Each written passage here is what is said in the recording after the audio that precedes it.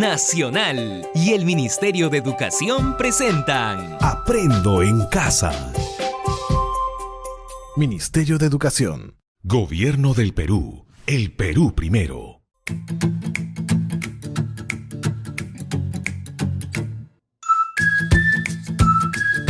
Estimados y estimadas estudiantes del segundo grado del ciclo inicial, sean todos y todas bienvenidos a esta tu clase Aprendo en Casa con la Básica Alternativa. Para hoy hemos preparado la sesión de aprendizaje número 36 de las áreas de comunicación y desarrollo personal y ciudadano. La sesión de hoy se denomina Medidas preventivas en caso de desastres.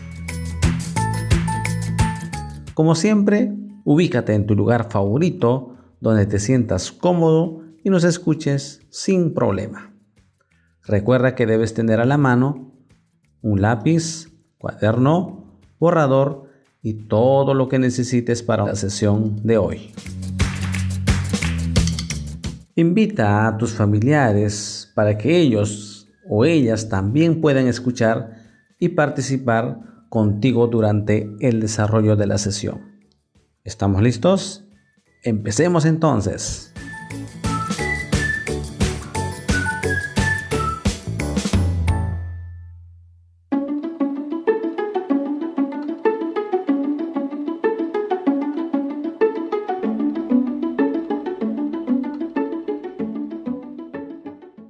Antes de continuar, quisiera que escuches parte de una entrevista de TV Perú a la señora Ena Coral, funcionaria del Centro Nacional de Estimación, Prevención y Reducción de Riesgo de Desastres, CENEPRED. Escucha con mucha atención.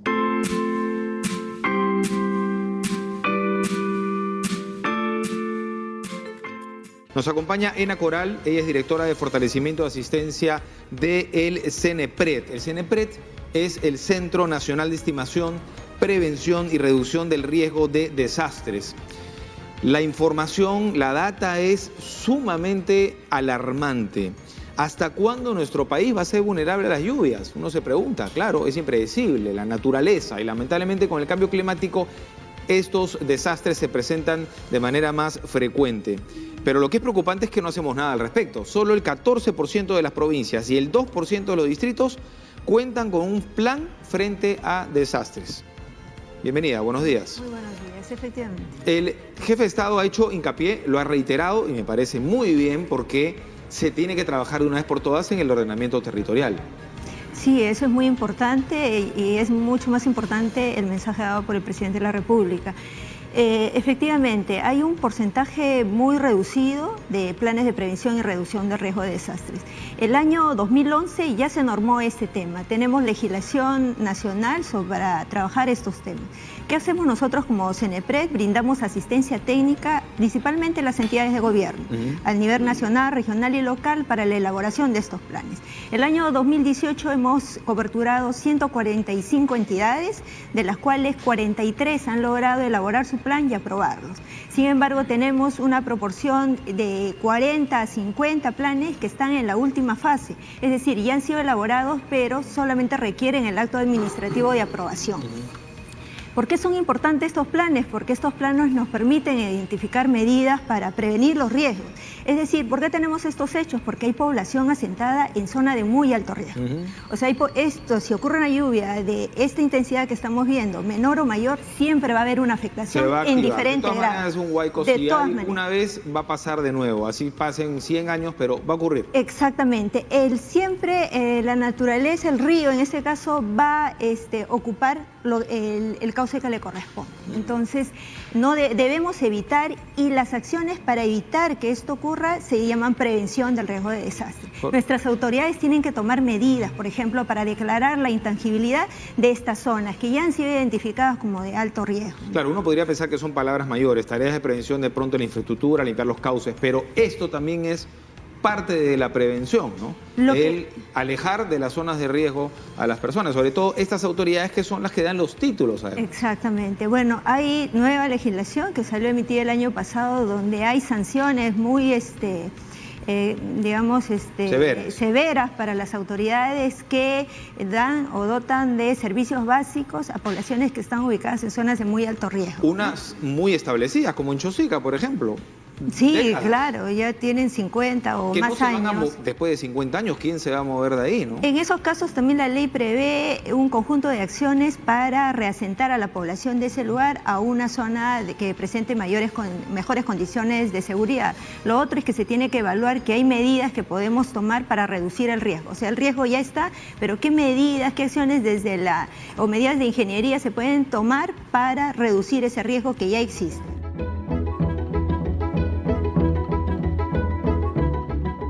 Ahora que escuchaste esta entrevista, como entenderás, se habla de la prevención que debemos adoptar frente a desastres que se pueda presentar. Por cierto, recordando la clase anterior sobre las instituciones que apoyan en caso de desastres, ¿qué funciones tiene la municipalidad de tu localidad? ¿Qué información registraste en tu catálogo de funciones? En la entrevista, el periodista Nicolás del programa Edición Matinal, con asombro y preocupación, de acuerdo a la información que tiene, menciona que solo el 14% de las municipalidades provinciales y el 2% de las municipalidades distritales cuentan con un plan frente a desastres. De hecho, son cifras alarmantes que debería preocuparnos a todos y todas. Por cierto, una de las funciones de todas las municipalidades es elaborar el plan de prevención y reducción del riesgo de desastres, con la finalidad de velar por el bienestar de la población y patrimonio local. Bueno, como la clase de hoy trata sobre la prevención de desastres, ¿qué harías tú si una vez las fuertes lluvias han inundado y destruido tu casa? ¿Seguirías construyendo en el mismo lugar? Si tu respuesta es no, ¿por qué no lo harías? Efectivamente, el lugar donde antes estuvo construido tu casa y como producto de la inundación fue destruido, eso significa que es un lugar altamente vulnerable, es decir, otra vez podría inundarse. Por tanto, no es recomendable construir en el mismo lugar, así como no es recomendable construir casas donde alguna vez pasó un aluvión, huaico, etc. Es mejor prevenir que lamentar, ¿verdad? Sigamos entonces. Para seguir reflexionando con la familia, es necesario respondernos y conversar con ella sobre las siguientes preguntas. ¿Realmente estamos preparados para afrontar un posible desastre? ¿Qué medidas preventivas han tomado como familia en caso de que ocurra un desastre? Por ejemplo, en caso de que ocurriese un temblor, ¿saben todos los integrantes de tu familia cómo y dónde evacuar? ¿Ya reconocieron las zonas seguras de tu casa? ¿Tienen preparado la mochila de emergencia? A lo mejor, después de esta clase coordinen en familia sobre las anteriores preguntas. Ahora, vamos a nivel local. ¿Qué acciones se desarrollan en tu localidad para prevenir posibles desastres?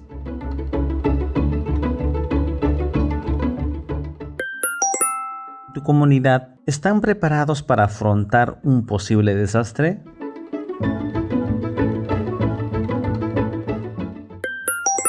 ¿Qué es prevenir?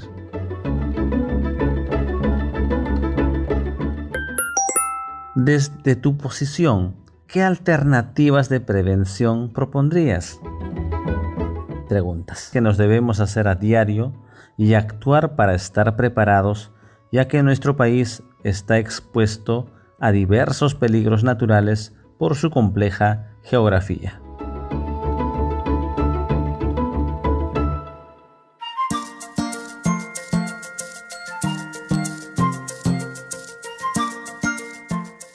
¿Por qué crees que en el Perú tenemos un Día Nacional de Prevención de Desastres? Muy bien. El 31 de mayo de 1970, un terremoto de 7,9 de magnitud ocurrió en el departamento de Ancash. ¿Recuerdan? Sobre ello hemos hablado anteriormente. Bueno, lo cierto es que el sismo provocó el desprendimiento de un glaciar, o sea, bloques de hielo del Nevado Huascarán que sepultó a la ciudad de Yungay. Este evento sísmico fue el más destructivo de nuestra historia en ese entonces y causó un total de 70.000 víctimas. Por ello, los 31 de mayo recordamos lo sucedido con el Día Nacional de la Reflexión y Educación sobre los Desastres, con la finalidad de no olvidar las enseñanzas del pasado y fortalecer una cultura de prevención frente a desastres. Los fenómenos naturales pueden llegar en cualquier momento. Tenemos que estar preparados para afrontarlos. Por tanto, debemos participar de manera consciente en cada uno de los simulacros que se programan durante el año. La clave está en la organización y la prevención. Pero cuando hablamos de prevención nos referimos a la anticipación o preparación ante los diferentes riesgos que pueda existir y así evitar un desastre. Sabemos, los desastres pueden ser ocasionados por fenómenos naturales que no podemos evitarlo que sucedan, pero podemos evitar que éstas ocasionen daños mayores, disminuyendo su impacto, es decir, podemos al menos minorar pérdidas materiales y vidas humanas. Por tanto, prevenir es anticiparnos a los hechos, es tomar precauciones o medidas por adelantado para evitar daños. Por ejemplo, la cuarentena, el distanciamiento social, lavado de manos constante, usar mascarillas y protectores faciales son medidas preventivas para evitar mayores contagios y así minorar pérdidas humanas.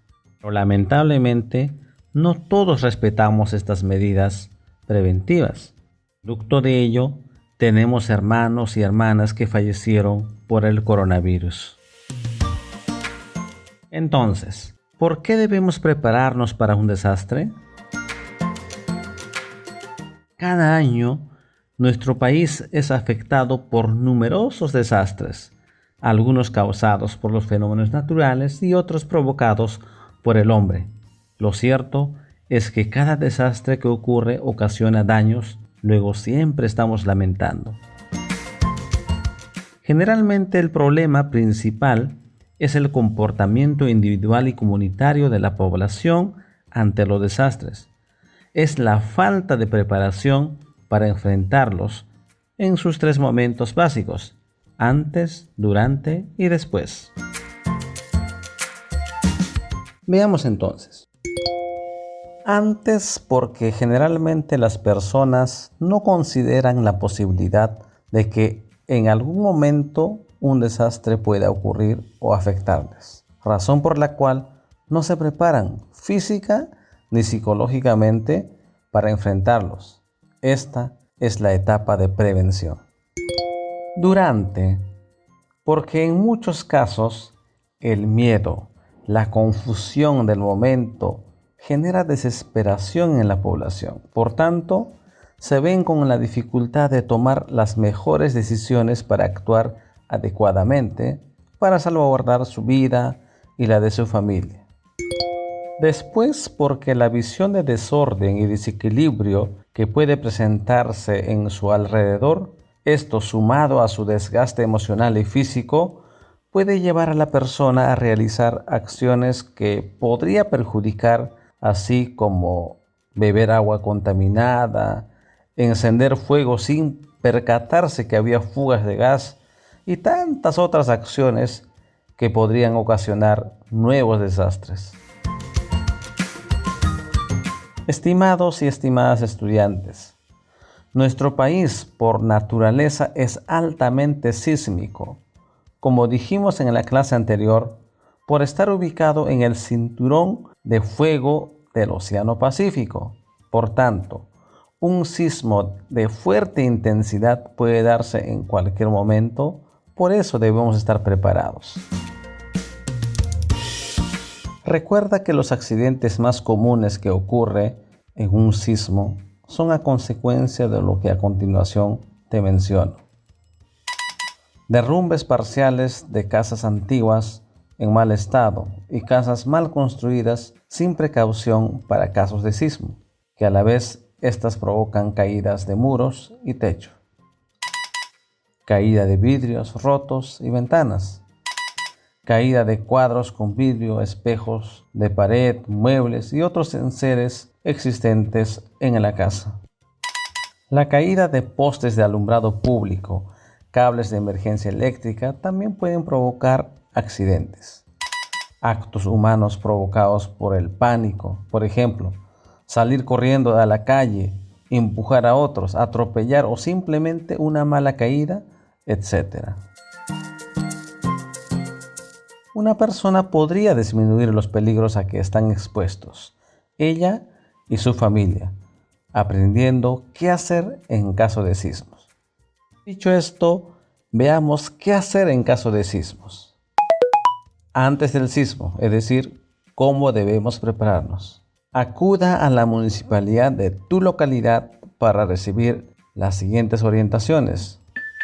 Si la zona en la que vive puede ser afectada por movimientos sísmicos intensos, por ejemplo. ¿Cuáles son las medidas de protección que debe tomar en su casa o centro de trabajo en caso de sismos? ¿Cómo puedes colaborar con las brigadistas para participar en caso de presentarse una situación de emergencia, es decir, un sismo o terremoto? Recuerda que debemos asegurar que en casa o trabajo se corra el menor riesgo posible. Para ello, identifica los lugares de mayor peligro y a su vez más seguros de tu casa o trabajo. Revisa periódicamente las instalaciones de gas y electricidad para que siempre se encuentren en buen estado. Participa en casa y trabajo de los simulacros para caso de sismos u otros desastres. Así sabrás cómo evacuar y reconocer zonas seguras. Implementa un botiquín de primeros auxilios con insumos necesarios. Ten a la mano los números telefónicos de emergencia como bomberos, hospitales, Policía Nacional, etc. Acuerde con sus familiares el lugar donde podrían encontrarse todos en caso de que ocurra un sismo y llegaran a separarse. Ponte de acuerdo con cada miembro de tu familia y designen funciones específicas que deben cumplir cada uno de ellos. Identifiquen las rutas de evacuación y manténgalas libres para mejor pase. Debes tener a la mano radio, baterías, linterna y documentos personales. Toda la familia. ¿Qué hacer durante el sismo? Primero que nada, mantenga la calma y ubícate en la zona segura que habías designado. Procura protegerte de la mejor manera, ya que la mayor parte de los accidentes suceden como producto de desesperación. Mantente alejado de ventanas, espejos y artículos de vidrio que pueden romperse y producir cortes. En caso de encontrarse en un edificio, permanezca donde esté señalizado la zona segura. No utilice los ascensores ni las escaleras durante el sismo. Si te encuentras en un vehículo, disminuya la velocidad. De preferencia, estaciona el vehículo en una zona segura. En caso de encontrarse en lugares públicos donde hay mucha gente, como por ejemplo mercado, teatro, estadio e incluso en un aula del SEBA, no grite, no corra, no empuje, desplázate con calma siguiendo las señales de evacuación hasta ubicarte en zona segura. En casa, desconecte la llave principal del fluido eléctrico, cierre las llaves de gas y evita prender cigarrillos o cualquier fuente de incendio. Estos son algunos alcances. Sin embargo, pueden haber otros, dependiendo del lugar en que te encuentres. Por último, ¿qué hacer después del sismo? En caso de haber quedado atrapado, conserve la calma y trate de comunicarse al exterior golpeando con algún objeto. Si te encuentras en casa o trabajo, aquí van algunos consejos. Verifique si hay lesionados en casa o trabajo. De haberlo, solicite ayuda a personas entrenadas. Utilice los ascensores para evacuar. Evita pisar y tocar cualquier cable caído o suelto. Podría sufrir una descarga eléctrica. Revisa cuidadosamente los daños ocasionados. Si son graves, evita ingresar y usar a la casa. No encienda velas u otros aparatos que generen fuego o conexiones eléctricas hasta asegurarse de que no haya fugas ni problemas en la instalación eléctrica o de gas. En caso de fuga de gas o agua, reporta inmediatamente. Si hay incendios, llama al bombero u otras instancias de emergencia. No consuma alimentos y bebidas que hayan estado en contacto con vidrios rotos, escombros, polvo o algún contaminante. Limpie inmediatamente los líquidos derramados, tales como medicinas, metales, materiales inflamables o tóxicos. Utilice el teléfono solo para reportar una emergencia. Bueno, espero que estos alcances sean motivo de organización en la familia y trabajo para estar preparados.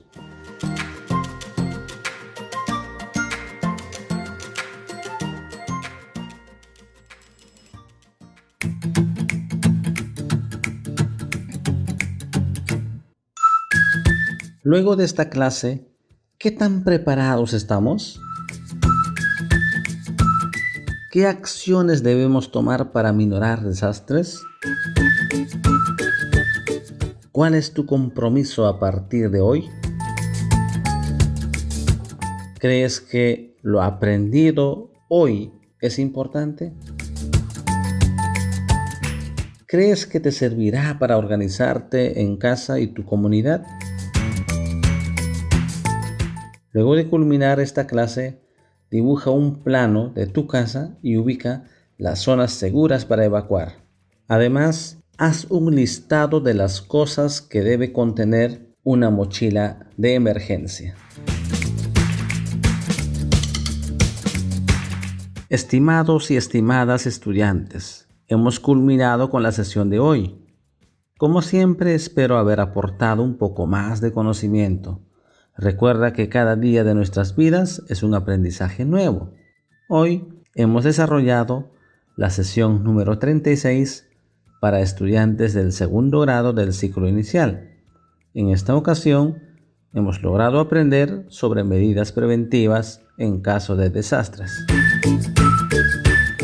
No olvides dibujar el plano de tu casa identificando las zonas seguras. Además, deberás escribir un listado de cosas que debe contener tu mochila de emergencia. Te esperamos en la próxima sesión de Aprendo en Casa con la Básica Alternativa. Hasta entonces.